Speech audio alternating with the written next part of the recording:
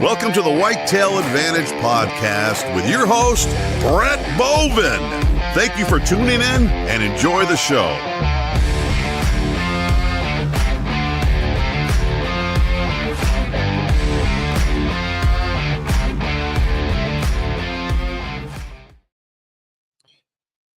So as of right now, we've been doing a no intro and just kicking shit off. But I want to just at least say this real quick. If we have 10 ring news, it's just going to be me on here. And then I'm going to say the 10 ring news and then we'll bring everybody in. So welcome to the show. The 10 ring news we have coming up right now is next Sunday. We do not have a live show scheduled because it is Father's Day. So next Sunday is Father's Day. We're taking the day off, having a great Father's Day weekend. So if you only listen to the show, which you should at least tune into the live shows because we have a lot of fucking fun here, there won't be an audio version of our podcast released next Monday. Just an FYI. So, okay, so pay attention to that. Enough of me jibber-jabbering. Put your quarter in a slot machine. Thank you to all the men in the service, all police officers out there as well, and put your quarter in a slot machine. Now, gather around. Let's have an awesome story time around the electronic campfire.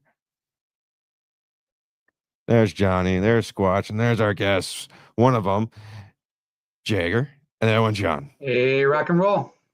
What's going on, everyone? Man, I don't know if we're going to be able to tolerate each other with this many movie stars in the house. We got a lot of them. Did you guys have a good weekend? Had a good weekend. Did a bingo night for the National Wild Turkey Federation on Friday night, and it was a pretty good one for it being our first one up in Libby, Montana. So I was happy with that. It was a lot of fun. Got to hang out with a lot of great guys. So nice. It was a good weekend. John, what about you? I'm stuck in the middle of projects. You see, hunting season ended temporarily, and the wife said, "Time to remodel a bathroom." That's what my weekend entails at the moment, until salmon kits running. Yeah. Nice. Well, let's do that. Where is Miss Bovin on tonight? Who the fuck is that? Michael. Michael, shut the fuck up. Right. Yeah. Alrighty. Go to bed. Bedtime. He's asking what is the screen layout. It's a new choice. Stop asking with all these stupid nonsense questions. God, he's at least so we can see annoying. each other. Might not be able to tolerate each other, but we can see each other. Yeah. That's all he does is ask all these million questions. Anyways, what happened to the shit? All I see is me. What'd you do? Where's everybody? Did you lose? I see me and John, but that's it. There you go. There's everybody. Hey, we're back. Right now. Due to technical difficulties, we're still figuring out the new page. Yeah, we're still trying This to work is out the episode bugs. 100 and what? 3,000. Episode 156, but actually it's like our second episode where we tried doing this whole new thing. It's like Mystery Science 3000 theater that used to be on. We just kind of Sounds a little funky, but I'm getting it. yeah. Let's do this. John, let's start off with you. Let's give it. Fucking words are hard. Give yourself a little bit of a background about yourself. Everything's the word. We're all fucked up and gathered around today. I don't know, man. Get with it. It's not real time. I'm losing you guys a little bit. Okay. A lot of delay. All right, fuck it. Let's start with Jagger. Jagger, give yourself a little bit of a background. So, my name is Jagger. I was born with spina bifida, but I love turkey hunting. It's a passion of mine, and I look forward to it every spring. Well, I know Johnny down there and Squatch, they're big fucking turkey killers right there on our side. I have yet to go turkey hunting. I bought the tag to do it this year, but I never was able to get out there in time. I mean, if I can be in the woods, I'm happy, but turkey hunting has a special place in my heart, let me tell you. Me too. I love turkey hunting. Can't get enough of it. And when I get to spend 3 or 4 days in the woods with John, it's a true honor. The turkey whisperer himself. That is awesome, man. That's good. You guys got that bond, man. I see that in your videos, and when you talk on your speeches that I've watched you guys, do together. It's a great bond. I got a good bond with my buddy too, Frank. And we've hunted Montana, Idaho, and Washington together in the last 2 years, and there's many more years to come and many more birds to kill. oh, absolutely. Absolutely. Nice. And I have a feeling with him calling, birds are in trouble. You being way too generous, Jagger.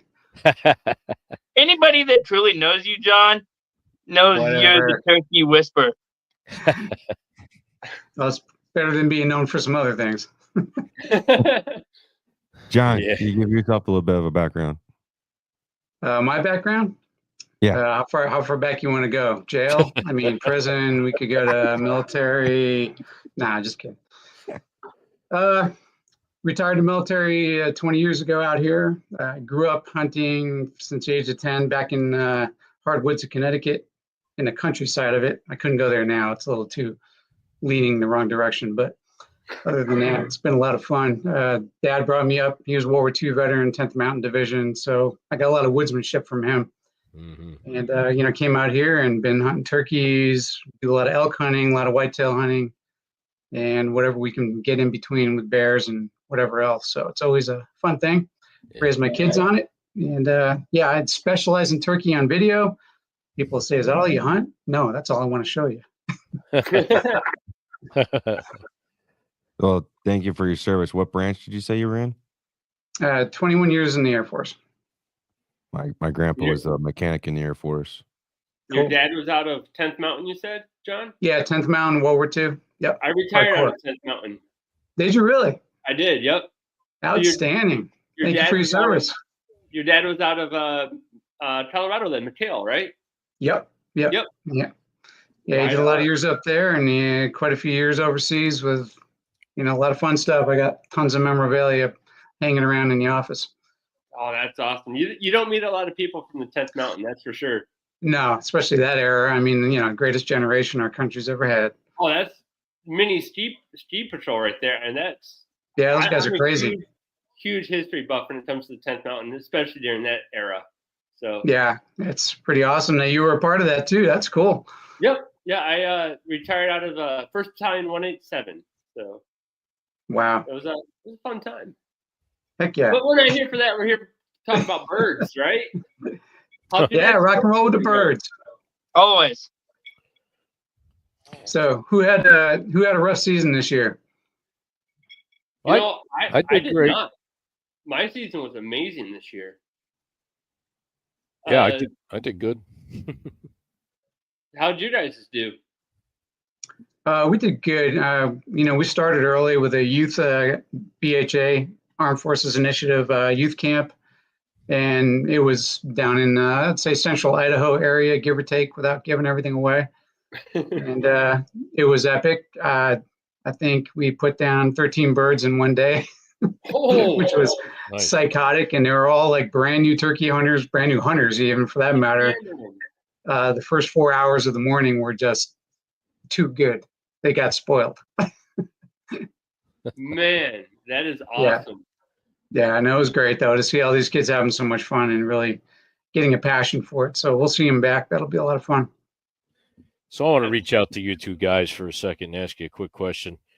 I need to know what really drove you to get into turkey hunting. I mean, was it something that somebody just had introduced you to?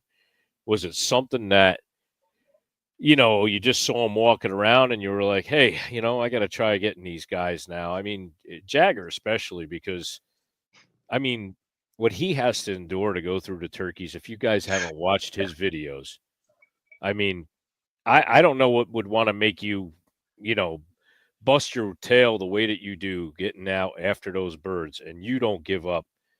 You are really something else, Jagger. And, now you got that new little electric four-wheeler that you got there to get around in the woods even better. I mean, geez, I don't think there's going to be a turkey left in Montana or anywhere with you. But give me a little insight. What made you start turkey hunting? What was that key thing or that key person that got you into it? Let's hear it. So back when I was 12 years old, it was the very first, because in Montana, it's changed now. Now you can do it at 10, but when I started hunting, you had to take hunter safety, and then you had to wait till you could hunt at 12. And the school I went to, because I went to a private Christian school back then, Nice. One of the dads there, he's a pretty serious turkey hunter. With work and everything, he ain't able to do it a lot anymore, but he does it, and he's fairly good at it. And one day after school, he walked up to the truck where me and Mom, because she was picking me up, and he said, "Can I take your son turkey hunting tomorrow?" It was a Friday afternoon. He says, "Can I take your son turkey hunting tomorrow for opener?" And she goes, "Yeah, he'd enjoy that." And, being 12 years old, first year hunting, I just wanted to kill something. Yeah. And so I went home that night, and, he says, "Just put camo on." He goes, "I got the gun. I got everything. Just put camo on and I'll pick you up." So I went home that night and got all my camo out and everything. And that next morning, we went out and went to a spot and got out and yelped. And we heard birds gobbling. They were, to get to them, they were on the power line. They were down below. Mm-hmm. But we had to walk up the power line, and then we set up on top and sat down. And actually, he had a 4-sided ground blind, so we hiked that up there and got that set up and sat in it. And he started yelping, and they're gobbling down below. And he starts calling to these birds, and in about 35 minutes, here comes 3 redheads up the power line in a full strut. And it's opening morning. 8:30, first year turkey hunt. I honestly, I'd seen turkeys in town, but I've never called to them. I've heard them gobble maybe in town, but I didn't really know what a gobble meant.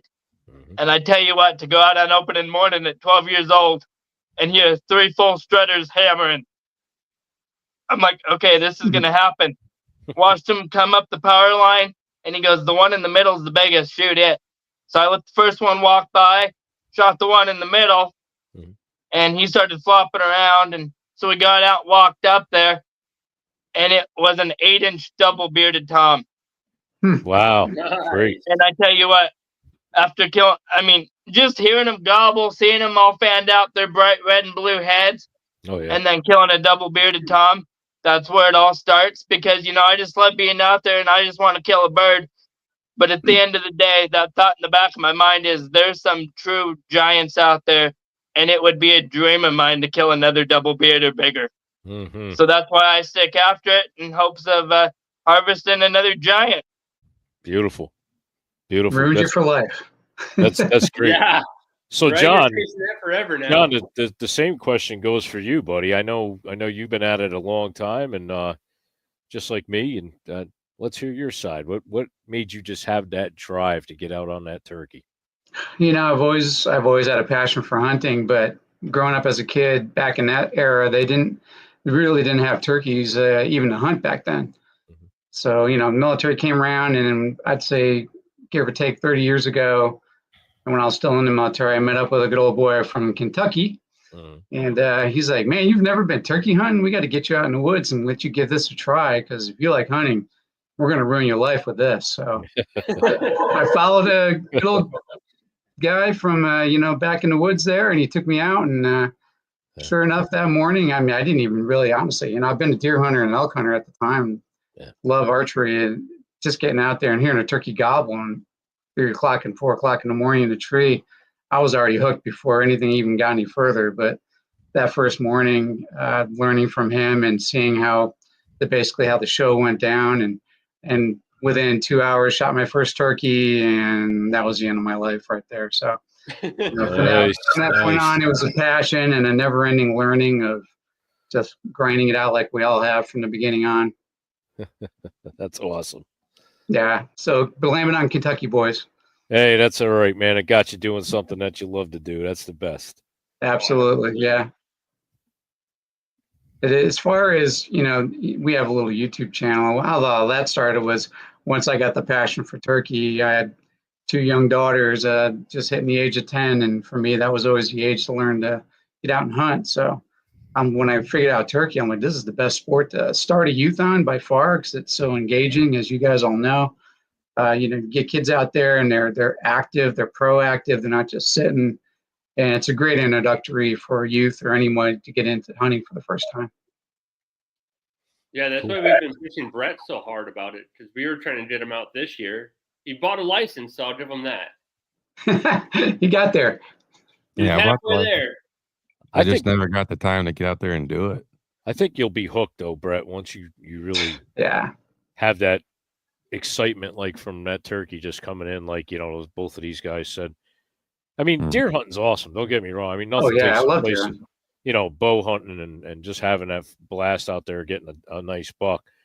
But it's just so much more laid back because, you get a buddy and you're sitting in the same spot with them and you get to chat and laugh and have fun and attack these birds all at the same time. And I mean, it's modern warfare on turkeys, but it's like a carnival. You're having a blast with, who you're with. Where deer season, you're more kind of just like a loner and, you may get back to camp and have a good time with your buddies, but most of the time you're on your own. You're just solo out there trying to smoke a big old buck, and it's different.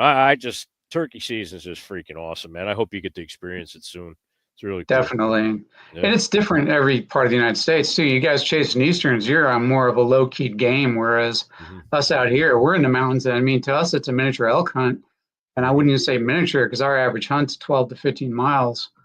And we get up in the mountains real high, thousands of feet, and we are cruising all day long, calling and talking. Yeah. And it's like elk season on steroids because they're always talking, And they're always moving. Always moving, yeah. There's an hour of the day you can't call a bird in out here. No. Now, you guys, you can hunt from sun up to sundown, or do you have to stop at noon where you guys are? Every day of the week, sun up to sundown. Yeah, we for have 46 days straight. Yeah. We have to stop at noon where I am up here in New York. They don't want you hunting after noon. So yeah, that used to be that way when I was a kid in Connecticut too. Mm-hmm.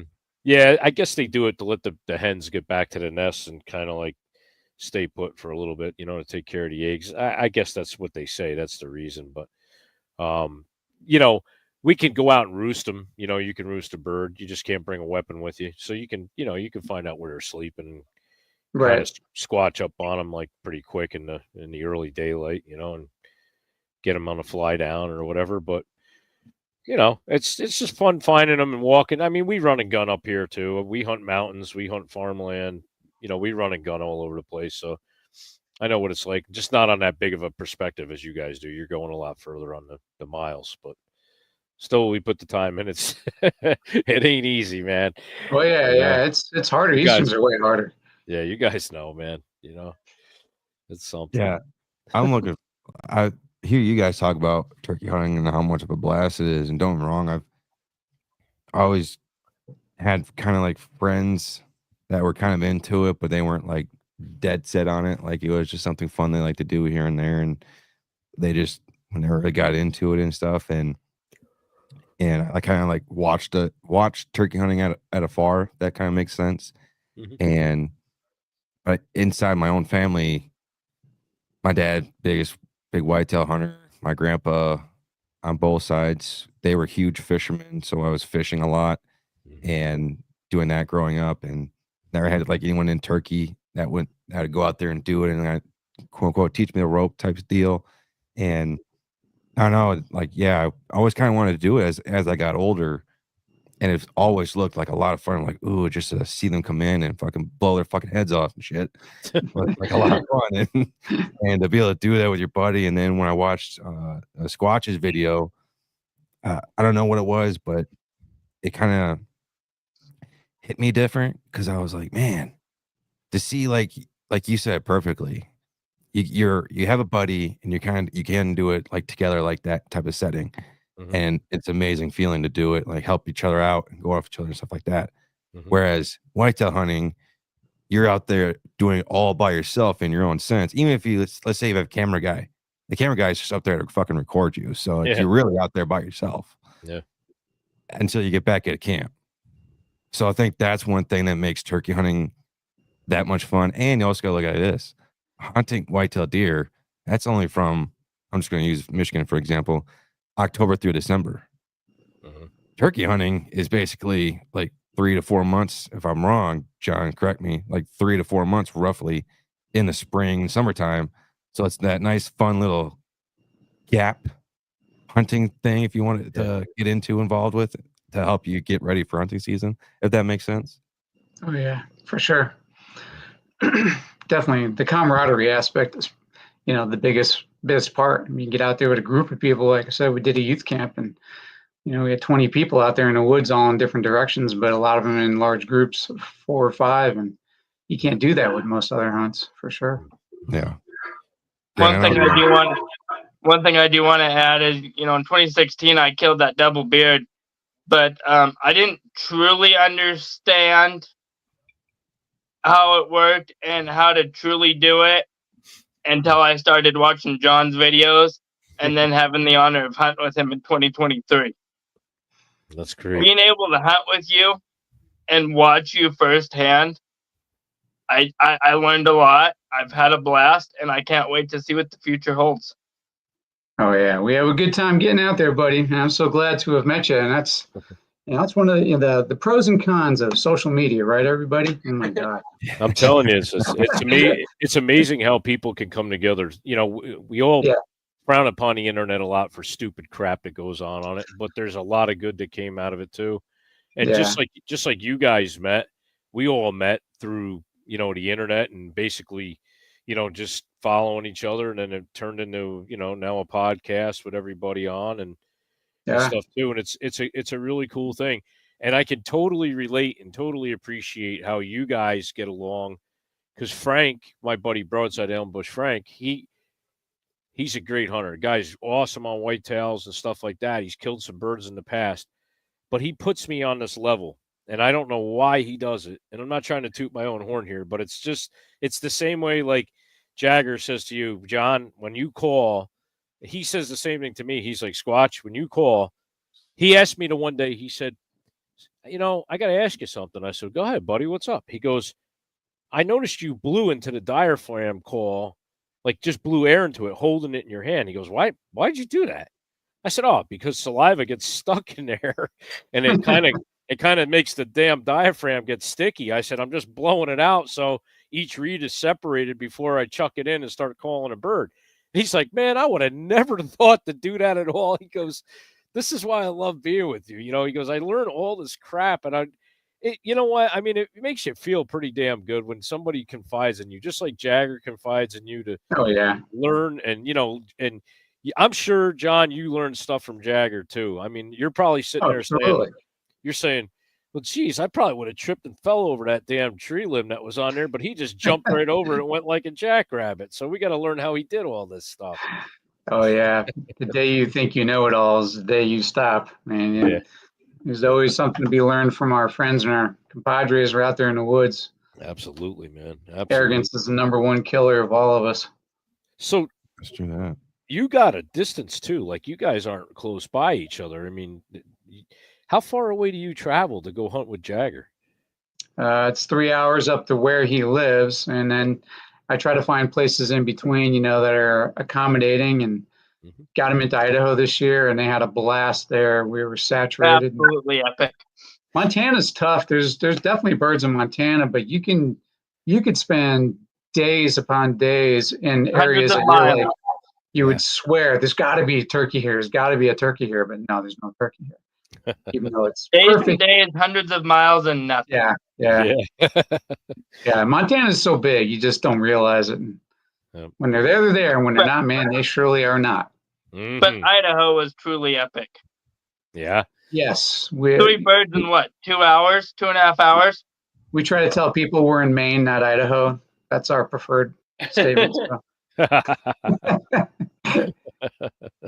It was awesome.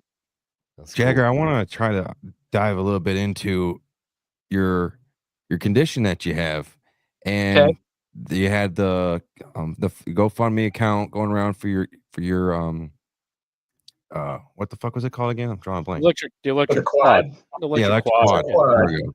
Sorry, it's been a long day. Don't fucking yell at me, Squatch. Jeez.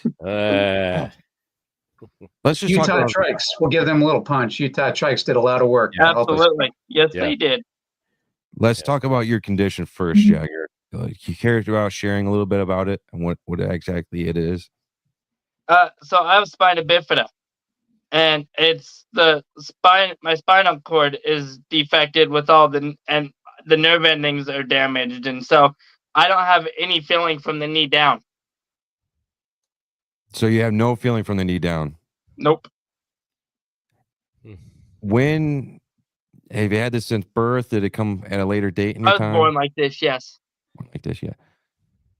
So, who got you into hunting? Did I miss that? Who got you into turkey hunting in the outdoors and stuff like that? Or was this something that you just kind of turkey hunting? Like I say, turkey hunting was one of the guys I went to school with. His daughter, and he's also part of our church. Hunting as a whole, deer hunting, elk hunting. My mom and dad and my great grandpa. I actually killed my very first 2 deer with my dad and great grandpa together, so that was pretty special. So big game hunting, my dad and grandpa, and then turkey hunting, my buddy Brian. What was it like growing up, trying to adjust it from with this condition into hunting? You know, I'll be honest with you. Living in Montana for 22 years, it was born into me. It's all I know. So I've just learned to adapt. I didn't even think about it. I just do. You're like, fuck it, I'm going out there anyways. I don't give a shit. I love that. I know it's not about turkeys, but a little side note: in 2022, I killed a mountain lion. That's awesome. Nice. Oh shit! How'd that go? It was a hunt. It was a hunt that I am very proud of. You want to share it? Yeah. So, one of my friends, actually a couple of my friends, local houndsmen, they asked. So the year before, there was a guy in town that had a tag, and I'd always watched, their videos, watched the dogs work, and stuff.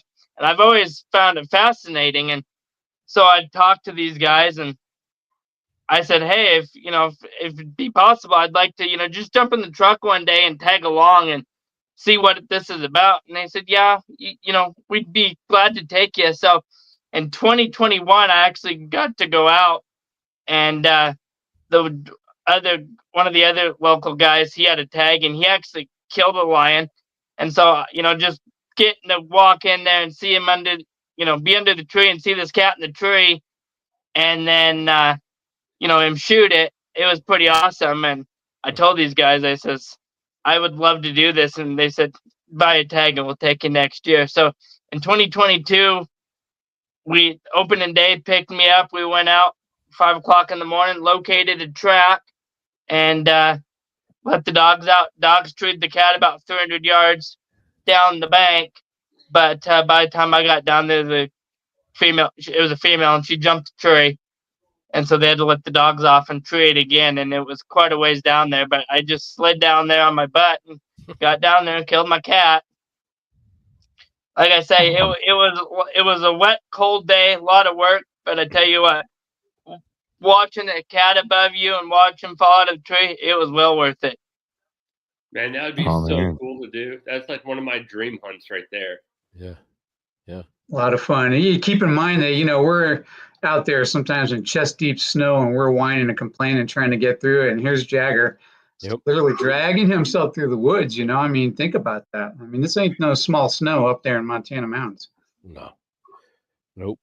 No, and if you guys get a chance, watch that video. It's freaking, when I got to know these guys and I was starting to really dig into what they do, I'm like, you got to be kidding me. You see Jagger, and he's on his hand. He's literally on his hands, dragging his body, and he's going, whew. And if you've ever watched, like, what is it, Rudolph the Red-Nosed Reindeer had like the snowmen, had a snowman go, they move around. That's what Jagger is doing. He's like, he's going down the hill after this cat. I'm like, I said, my goodness. I said, the drive of this old boy is just insane. Yeah. That's what I live for. Yeah. Got to watch his videos. Got to watch the stuff. Watch. Go out there in the woods and let your legs hang behind you and go do a couple miles. See what that's like. Oh, man. I couldn't imagine. I was in Oregon just going on hikes up those mountains, and that destroyed me. Yeah. Man. Yeah, he's a pretty epic individual. I was real blessed to get to know him. I'll tell you. You know, it's just one of the many connections. And I see somebody saying hey, and I'll try to say hey back, and then I recognize. I'm like, Jagger's. He's connecting a lot now that you guys know who I'm talking about. Yeah, he connects a lot. and, hey, Jagger, that's not a put down. That's a reality. We have a lot of fun chatting, brother. We chat all the time, but I was really happy that I pushed forward and said, hey, let's get your story up there for others to see, because you're an inspiration to other people, Well, and then, watching you for all these years leading up to this, and then actually having the privilege of hunting with you was truly awesome. Wow, no, the privilege is all mine, man. All mine. So I want to break out a little bit. I want to ask you guys, what call do you guys prefer? I mean, which I know I've seen you guys use Phelps. I know you use Phelps. Mostly diaphragm, or you use a box, you using slate, you using all of them. I mean, I don't think I could hold another darn call in my vest. I'm like a walking Walmart, man. I mean, I've got stuff that's, I've used for years. Oh, yeah. I've got stuff that I'm new and trying out. But break down that to me a little bit. What's your really go to? Like, I'm not leaving my house without this call. Well, for me personally, I'm a diaphragm caller primarily, but I'll use everything to intentionally force myself into other boxes, because I don't want to just get stuck using one thing. And, you spend enough time in turkey, would you realize, yeah, it may sound perfect to you and you may be doing it really, really well, but maybe they want to hear something different today. So, I won't be afraid to, pull out my slate, and I'll pull out a box and, and just do it for different reasons. But I'm also a big follower of Shane Simpson, who put out a video a long time ago called Mouth Call Mechanics. And if you've never watched it, you really should, because it gets into some of the details that a lot of the call manufacturers won't talk about. A lot of people are trying to sell products, and a lot of people are trying to teach about their products. Right. I like that one specific video because Shane talks about how air moves through your mouth, and understanding, you can go out there and start popping all different calls, trying to find which one is yours. But for me, learning from that a long time ago, I have an air channel that tends to go down the right side of my palate. So I'm a right-sided chunk cut caller, because that's how air moves through my mouth. I mean, I can, I've been at it enough years, I could pop anything in my mouth and, get enough sound out of it to make a turkey come in. We all know it doesn't take a perfect call to call a bird in. But I mean, if you want to get your best sound or be able to do all kinds of pitchy different things, then you need to find how air is moving through your mouth. And so for me, diaphragm caller with a right-sided chunk cut, basically. And I use Phelps, especially, that's our local guys out here, Jason Phelps. He's been putting out great products for a lot of years. So trying to create our own heritage out here in the Pacific Northwest. So that's kind of important to us, because we all know back east, there's a great heritage of turkey hunting. Out here, it's a great heritage of elk hunting. Yeah. So for a lot of us, we want to really build up this the turkey aspect. And Pacific Calls is another great company, but I go with Phelps primarily, knowing Jason and met with him and hunted with him. And he also has a medium-sized diaphragm frame. Yeah. For me, that also fits perfectly between my upper teeth, whereas the standard wide cut frame, I have a narrow palate. Once again, I have to manipulate that a little bit and try to get the air to shut off properly. I can do it, but Yeah. No, I know for years I've had to, some companies make them so wide. You got to trim them down a little bit with a pair of scissors. But you can cut the tape down, but for me, it's even that metal wider frame, it doesn't work really well. Yep. I know where you're coming from. You get that, kind of get like a blister in the top of your mouth after about the first 5 minutes of calling. Yeah, or you got to manipulate it and bend it down just a little bit to get it to go there, and try not to loosen up the tape and then bend it back the other way. Yeah. The average frame is either large or a child, and Jason's one of the few that has the frame that's a medium. So nice. That's good. That's good for a lot of people. What happened with Jagger? Did we lose Jagger? Yeah, what happened? He kind of disappeared off the picture there. Oh, are you there? There he is. There he is. I don't know. It closed me out of the studio. Oh. Maybe the student didn't like you, Jagger. There's probably a reason why to it. Maybe we thought you took off on another turkey hunting event somewhere. Right? Yeah. Heard him gobbling behind him. I'll be All right this back. talk about turkey, we thought we were like, whoop, he grabbed a gun and he's out the back door. He's gone. No, I don't know. That was weird because it like closed me out. But before the show, the link didn't work, so I don't know. It's Internet. It's the Hey, Jagger, gremlins. there's a question for you. They asking, did you eat that mountain lion? I did. It's like pork. Oh, wow. It's awesome. I love it. I've been hearing. I really want to try that. I do, really. Yeah, I mean, you got to come out and go on a hound hunt. Oh man, all day. I Justin actually have a telling great me buddy from the Army from 10th Mountain that lives out in Idaho. Yep. And I missed my elk chance this year. I got Bummer. drawn. I didn't have enough. You have like 1 hour to pay for it, and I was at work, so I missed that time frame.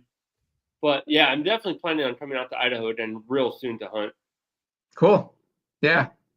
I plan on coming out to Idaho real soon to hunt. Hey Brett, where are you hunting at this year? Hey, come on out. The door's open, man. I'm always having fun getting out there with people. So You sound like a bitch. Yeah, this year I'll be. Brett, are you elk hunting this year or no? No, you're not. That's right. What about bear? No, you're not doing that either. See, I bought my bear tag already. Oh, I got my elk and my bear. Deer. I'm hunting deer though, Brett.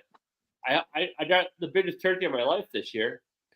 Speaking of turkeys, No one John gives and Jagger. What about? So I heard this year the 13 tail feathers is like kind of a big deal. Have you guys ever heard anything about that? I haven't. no. So I guess the tail feather or squatch. Have you heard anything about that? Like the tail feathers? no, I never heard nothing about 13. So I guess the standard turkey has 18 tail feathers. Okay. Huh.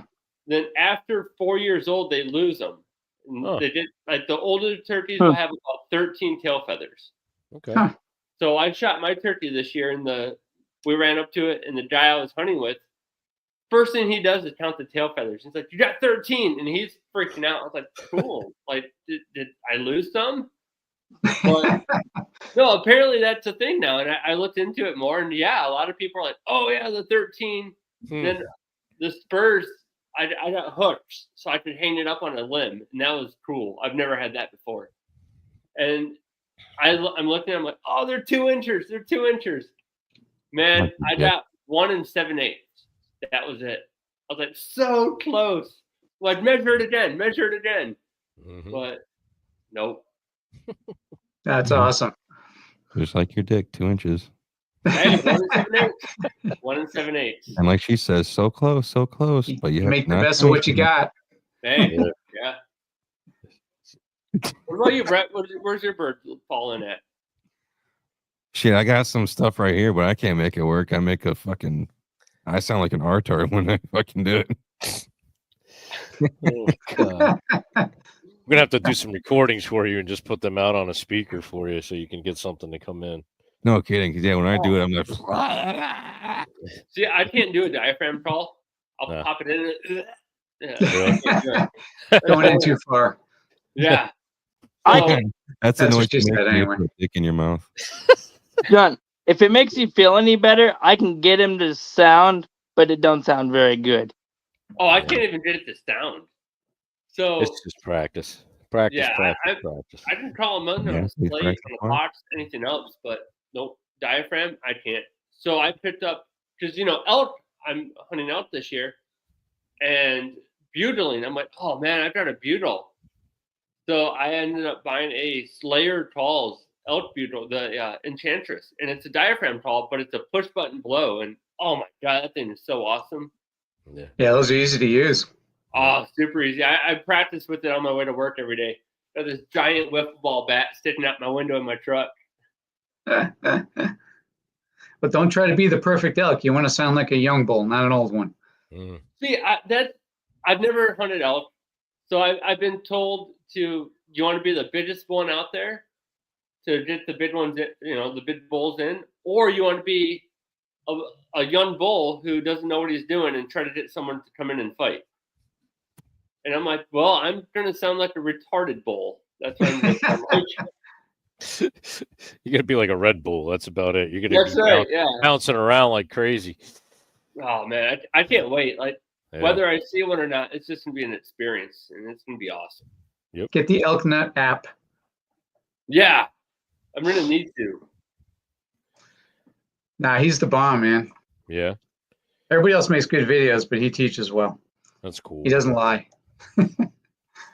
So I got a question for you guys. What do you do differently when you got bad weather? You know, I mean, you get out there, you usually get a nice, crisp, cool morning, and you're getting out there in the beginning of the spring, and you hear them gobbling off the roost, and then they hit the ground. They might be henned up a little bit. They're talking. Okay, maybe I got to get them away from their hens around 9 o'clock, and you don't strike, that day. So then you're counting on Sunday to go back out, and it's raining and it's windy. I mean, you got to do something to change your stuff up. So you guys got any pointers? What do you do for the weather? Yeah, pour a really nice bourbon, sit back and relax.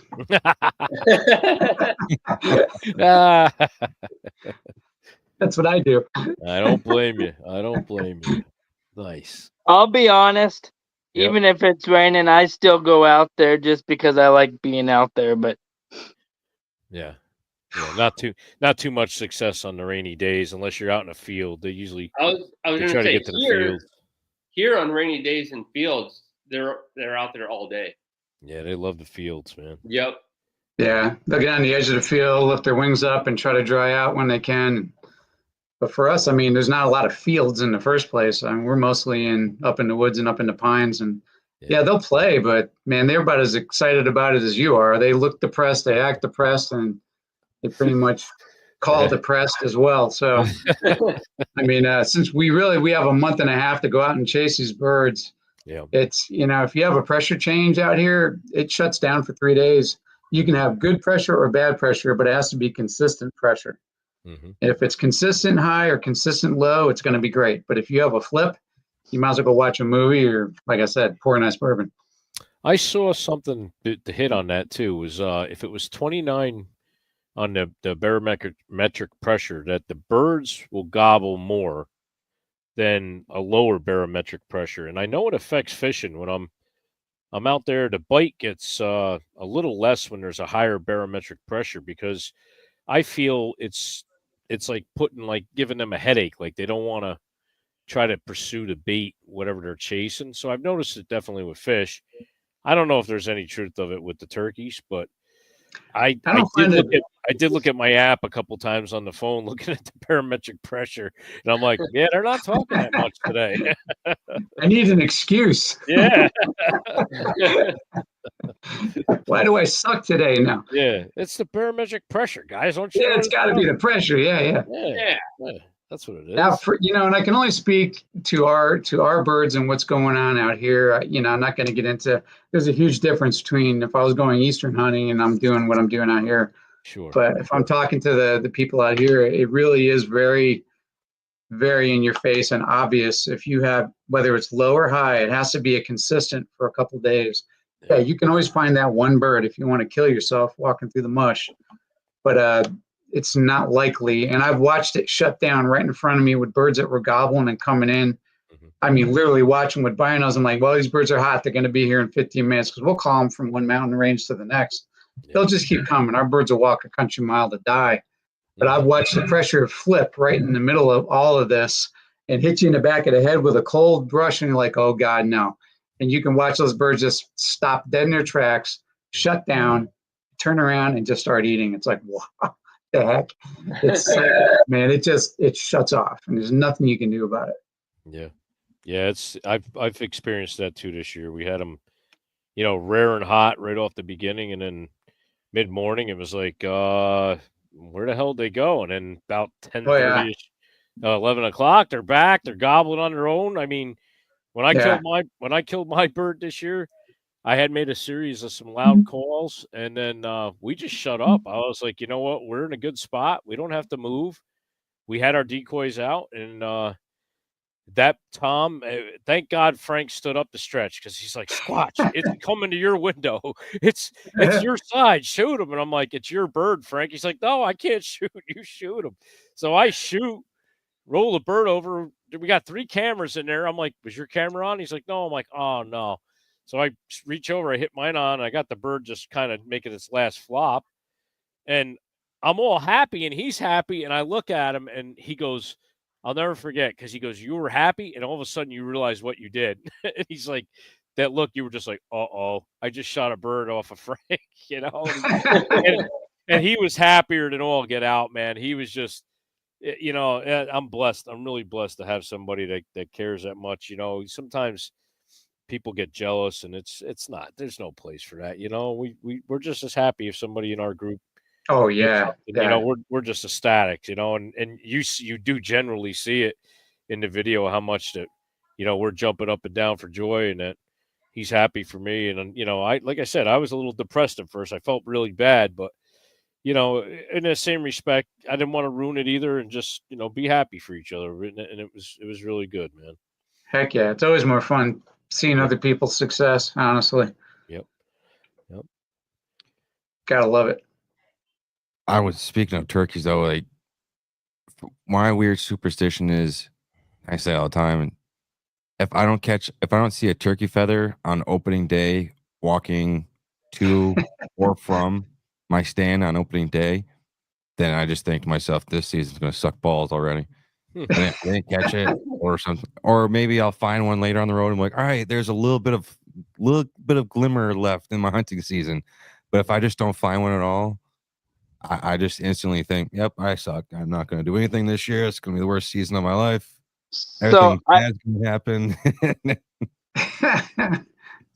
So I don't usually do this, but this year I actually started scouting on my birthday, which is March 20th. And I went out almost every single day until season opened. Wow. Nice. Wow.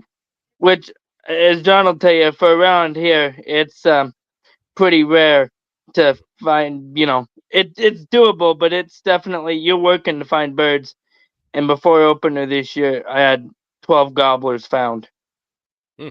Very nice. Beautiful. That's really good. That's good for Montana, that's for sure.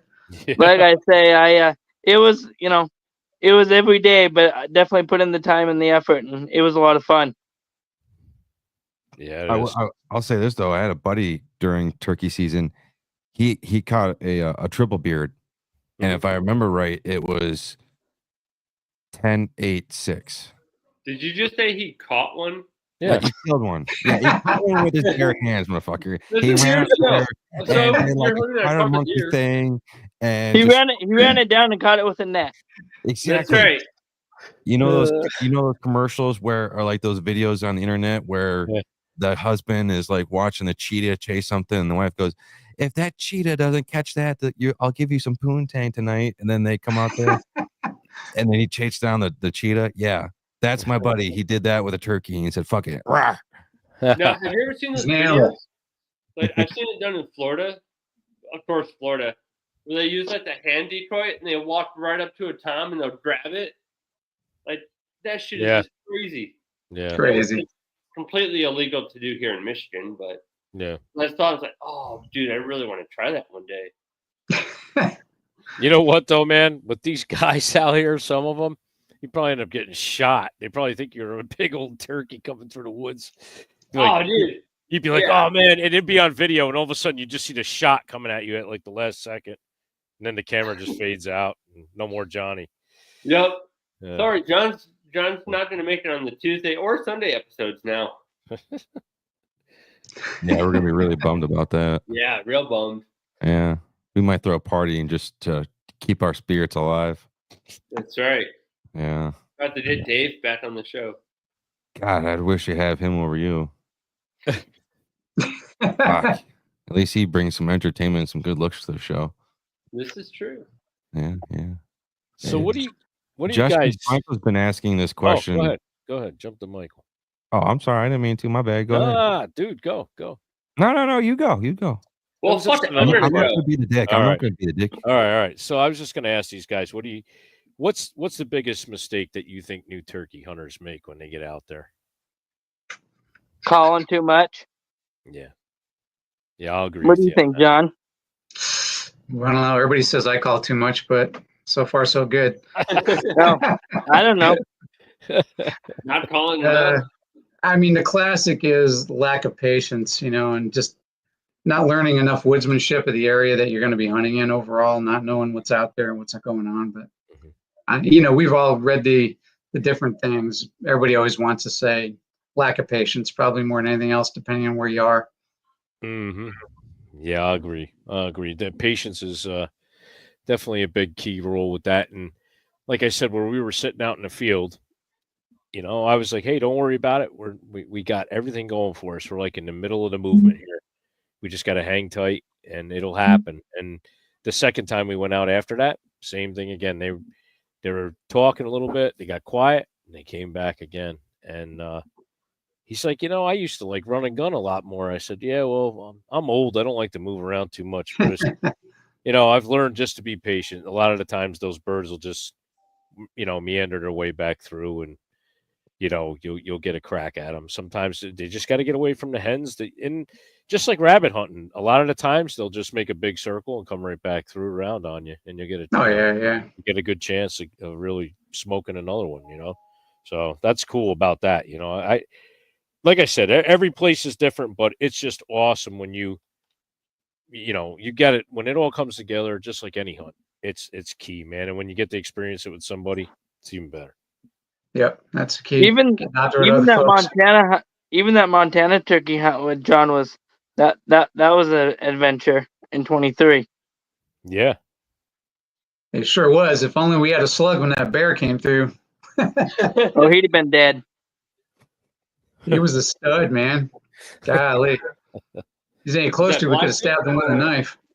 Yeah. Is that black bear or Grizz? Black bear. Big old black bear. His ears are way out there on the sides of his head. He was a good Bruin. Walking right down the road to us. So the funny part about that whole thing is my uncle, who was with us, he decided to go on an actual bear hunt, like hike in and try to find a bear. And me and John went turkey hunting and had one at 10 yards, if that. Yeah, that was so funny on that video, man. I watched that one, and you're like, "Yeah, my uncle's out bear hunting, and here comes this big old bear right by you guys crossing the long road." I'm like, "Oh my gosh!" And I've had bears come in when I was turkey hunting too. It's pretty wild. It's fun. Yeah, it was pretty funny because Jeff was like, "I can't. All right, I need to take a break from turkey hunting so I can go kill a bear today." I'm like, "Okay." You're gonna wish you didn't, And sure enough, on video, I'm like, "Here you go, man. Should have been with us." Should have stuck with it. You could get your big old bear. Nice. Yeah, a lot of fun. Since Michael's stupid comment, he's saying he's commenting on here and he wants me to pin it about Squatch, but I can't see it. I told him to TX it to me, but he has yet to do it. That's so much for a 14-year-old pay attention to the details and doing the correct thing. He's from Long Island. What do you expect? I don't see nothing on it either. I've been watching those. I know, because he's just an idiot, but we love him. And he no longer has the right. I'm going to say this right now. He no longer has the right to ask if our guests that come on the show, if they tried possum. It's done and over with. We're done with that shit. Our guest on the last show said he's tried it. We're done with it. We can move on. Knowing him, he'll come up with some other dumbass question to ask all of our guests. So we're waiting for that one to come around.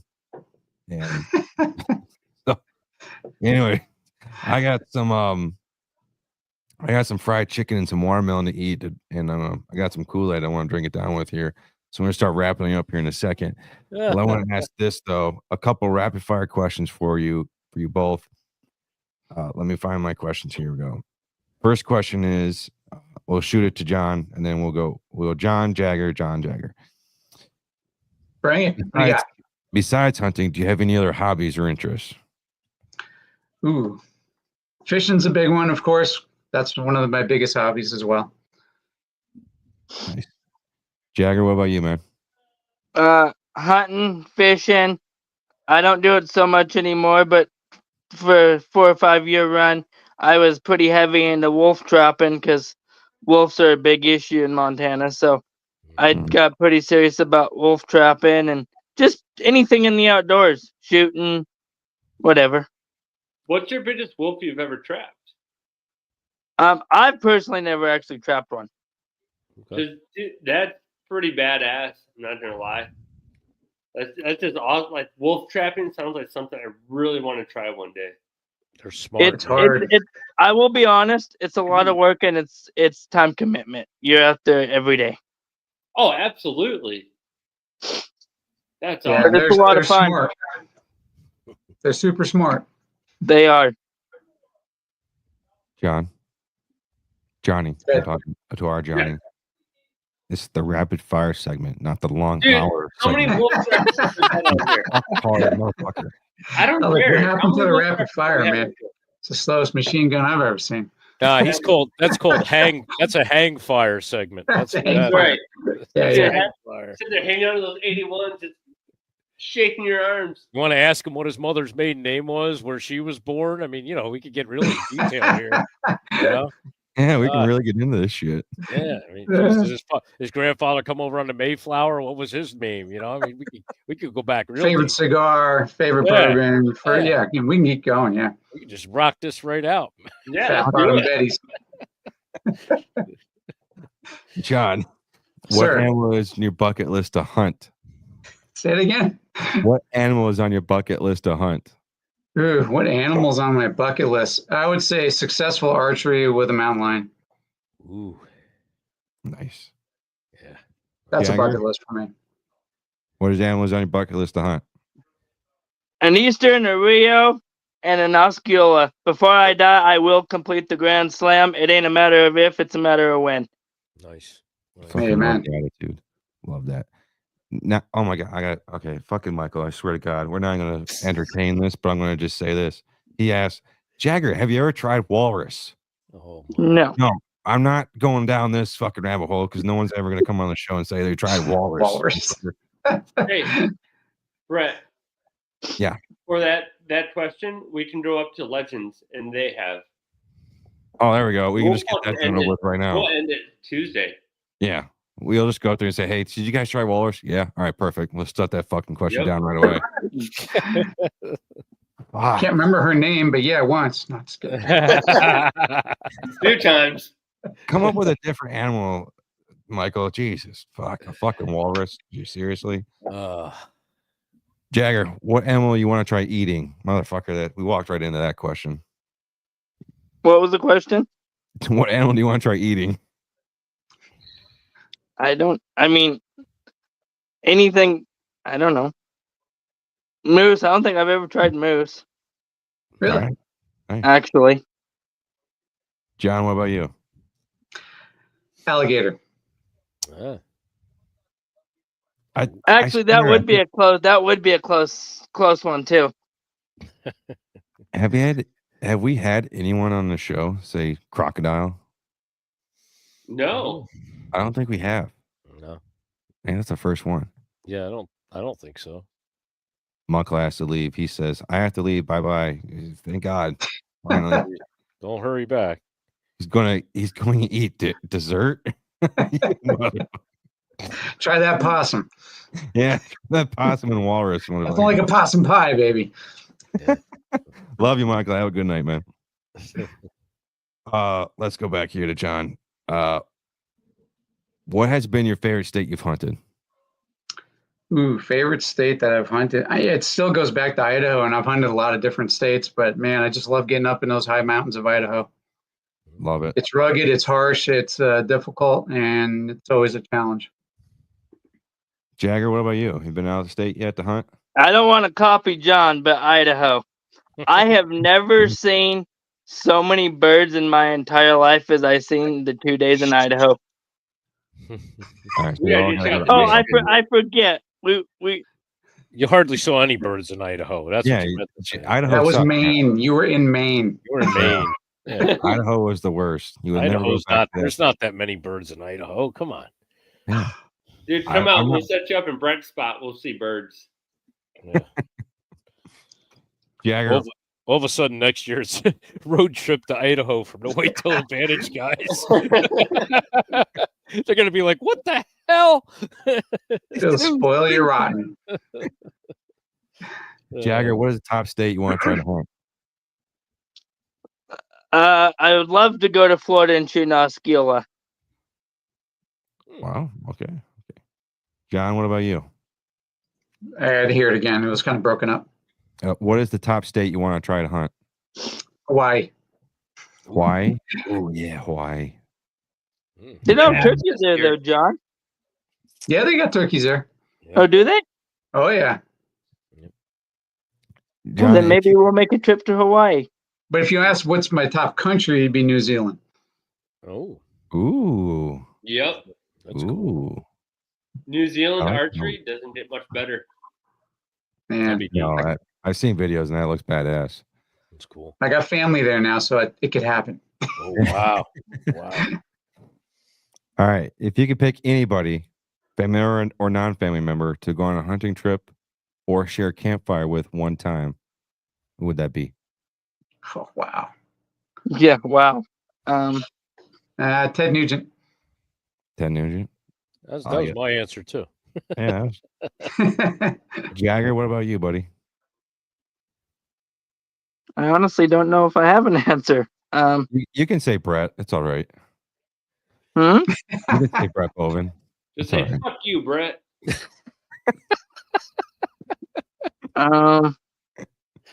You'd be better go off hunting with Cookie Monster from Sesame Street. Better off hunting with 1995 Pamela Anderson.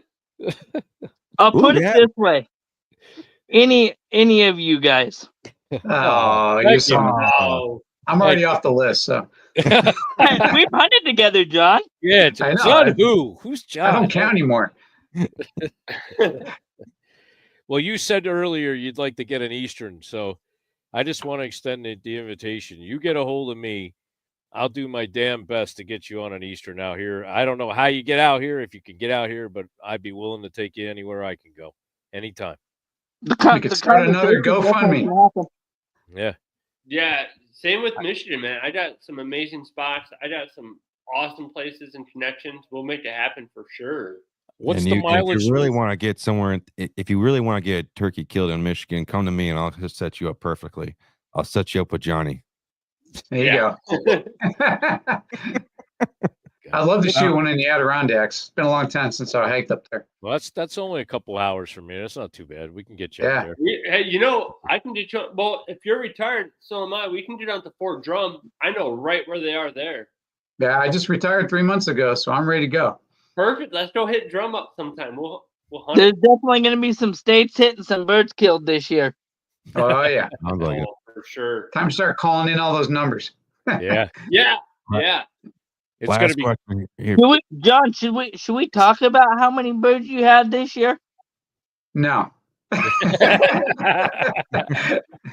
a hard no. There's game wardens listening. Shh, don't tell them. Yeah, that's right. Be quiet. Yeah. Someone's going to start checking my freezers. Last question here for you guys. Jagger, start with you. What do you think we as fellow hunters could or should do to improve the hunting community? The big one, especially around here, is clean up after yourself in the woods. There is nothing, and pardon my French, but there's nothing that pisses me off more when I go to hunt a piece of public land and all I see is trash. We have a beautiful country in the great state of Montana, and you're out there sometimes miles back and all you see is trash. It really gets under my skin. Yeah. It's like you pack it in, pack it out, pick up after your damn selves. Mhm. Right. Lazy 100% motherfuckers out there. Yeah. I agree with you on that, though, Jagger. John, what about you, man? I'll second Jagger, but I mean, really, if I'm going to get into that question a little bit in depth, it's going to be, how about voting for a change? Like, actually get out and vote, because so many hunters, I mean, they talk big, but honestly, the truth of it, we know about 20% actually take the time to put any energy into voting. And we need that. We need it desperately. Get involved in what's going on in your community. Backcountry Hunters and Anglers is a really good community to join up and be a part of. They're very involved in what's going on our public lands. So that's a pitch for them for sure. Awesome, We yeah. need to let them hunt in the summer so we can hunt in the fall. Yeah. Yeah. More tags. That's right. That's right. Yeah, was it? I was watching Ted Nugent speak last time when Trump was running, or the first initial time when his first term he tried running, and that was a big thing that they were saying, yeah, the hunters out there, they talk this, like you said, they talk this big game, but yet they don't actually take the time to go vote. They don't. I mean, we're losing all our rights out here in the state of Washington. I can't blame it all on Seattle, as much as a lot of it is, but the truth of it is, when you get involved in the community of hunters we have, and we have tons, they don't vote. They're not active. I'm like, stop complaining about losing your spring bear season then, Yeah. Because they don't want to try and stay involved and try to understand what's going on. And it's one thing knowing what's going on in a different state, but if you're hunting in your own state, and granted, it's law that you need to know the laws, but you need to know the other things going out there in your own state of, well, they're trying to do this and trying to push this narrative and this law, and they're trying to push these here and there. I'll say this, for example, the township that I live in, we are the second highest paying township in the entire state of Michigan. And my township that I live in is like in the boondocks, fucking nowhere. And it's like extremely shocking, especially when you have like Grand Rapids, Detroit, Kalamazoo, and you have all these major cities in Traverse City and all these other townships, but mine in low fucking Southwest Michigan. Anyways. Location. They tried increasing our taxes by 5%. No one showed up to this. Yeah. And I'm an idiot because I didn't know this till after the fact. But then about 100 people came to the next time to vote, and a lot of people showed up and they said, no, fuck that. You ain't going to try and push this at the last second. Mm-hmm. I use that as an example because in the hunting world, same thing. Same shit happens. They try to pass it here. Nothing gets about it at that time. And then still nobody shows up at the next time. Yeah. So. Yep. Get involved. Stay involved. You're going to lose it if you don't. Exactly. Jagger, John, I want to say thank you so much for coming on the show tonight. We greatly appreciate it. Thanks for having us. Thanks, guys. It's been fun. Great to see you. How can people reach out to you, man? Hope to see you guys in person at some point. Yeah, be great. That'd be fun. My door's open. Come on out and hunt. John, how can people reach out to you, man? You can find me on Instagram at Northwest Spur Chasers, or YouTube as well. Pretty easy to get a hold of me there. Jagger, what about you, buddy? Turkey Slayers 406 on Instagram, or Turkey Slayers 406 on YouTube. Awesome. Squatch, how about you, buddy? You guys all know Sundays and Tuesdays at 8:00. I'm on here also with Boondocks. Awesome. Guys out there, and the Garden State Outdoorsman, Frank and Mike, they're great guys. You can catch me on Instagram, same title, Outdoors and More with the Squatch. Don't forget to watch the YouTube channel. I enjoy all the comments and subscribes, the guys give me. And I got merch out there, guys. Check out Bonfire, man. I just came up with some new shirts and stuff. Doing some stuff with the Chat GPT, making up different shirts and funny little things. So, hey, support the old Squatch. I take it, turn it around, put it towards camera equipment and stuff for the channel. I don't burn it up on anything else. So I appreciate all you guys, and you two both are freaking inspiration, and I'm so glad I got to meet you guys. I'm glad Jagger got what we were striving for out there, and you guys are good God-fearing men, and that's what I like. It's good people. Amen. Johnny, how can people do it for you, man? Yeah, you can find me on here Tuesdays and sometimes, Tuesdays sometimes, Sundays hit or miss. I'm around. You'll see me on here. I just count on Johnny not showing up. And that's what I do. I ruin your day. Yeah, I know. I'm looking forward to it. I get so excited. Like, all right, I haven't heard anything about him showing up for tonight's show. He's not going to be there. Okay, great. It's going to be a zen, peaceful night. Then I see him in the waiting room, and I'm like, fuck. He's here. And the best part is he can't drop me from the waiting room, so I can just jump right back in. I have that admin ability. Yeah, I gave him, Squatch, and Dave the admin ability to do whatever they want with this whole studio thing. And that's probably one of the worst decisions. Well, the second worst decision, because I asked them to be a part of the team. Yeah, you asked us to be a part of it first. Yeah, that was the main kicker one right there. God, that Squatch. Goddamn. And the best part is that, so I can mute them like that. now Brett can't talk. And it's awesome, but I'll bring him back. What's up, Brett? Yeah, what up? I don't know where I went off. Either way, thank you guys again for coming on tonight's show. Greatly appreciate it. And then Hey, thanks for the invite. Yeah, thanks for having us. Awesome stuff, guys. Nice having you on. Yeah, thanks for coming. Yeah, it's on, great guys. seeing you, brother. You See you too. Thanks for your help, everybody and anybody that's out there listening. Thanks for the help with the fund drive to get Jagger his machine. Absolutely. Making a dream come true. I really appreciate it. Now we Yes. have to start a drive to him to shoot in Eastern. Come on out here. Yeah. Yep. Come Well, up. it's gonna like I say, it's not a matter of if, it's a matter of when. I will be completing the Grand Slam, period. Jagger, we just got to get you 2 more batteries. You can get there. No I'm problem. just gonna say I'm gonna be going out to my truck and he's gonna be sitting there in his scooter, man. Like, hey, let's Well, go. that's All right. Yep. Well, I worked in the hybrid and electric vehicle field, so I'll get you covered on that. There you go. Heck yeah. All right, guys. Have Awesome. a good rest of your night. All right. Take care, brother. Good night. See ya. Later, guys. All right. Well, everyone, that's going to conclude another episode of the Whitetail Advantage Podcast. I want to say thank you to everyone that's tuned in for tonight's show. We greatly appreciate it. Now, if this show made you laugh, made you think, gave you new perspective, please hit that like and subscribe button. If you listen to this on the audio version, please give us that 5-star rating and give us some feedback. I always want to know how we can do better, what you want from us, and what you guys want to know more about. Also, tune into a live show. It's fun as shit. We have a blast here during the live shows. It's a lot of fun. Either way, audio versions of our podcast gets released every Monday and Wednesday at 5 a.m. Eastern time, except for next Monday. One won't be released because we aren't going to be doing a live show on Sunday, which is Father's Day. I also want to say thank you to all the companies out there that we partnered up with. We greatly appreciate your support. Also, put your cord in the slot machine. Help share the show, help grow the show. Thank you to everyone out there that's been doing it from the get-go. We love you all, and we'll see you all next time. Have a good night.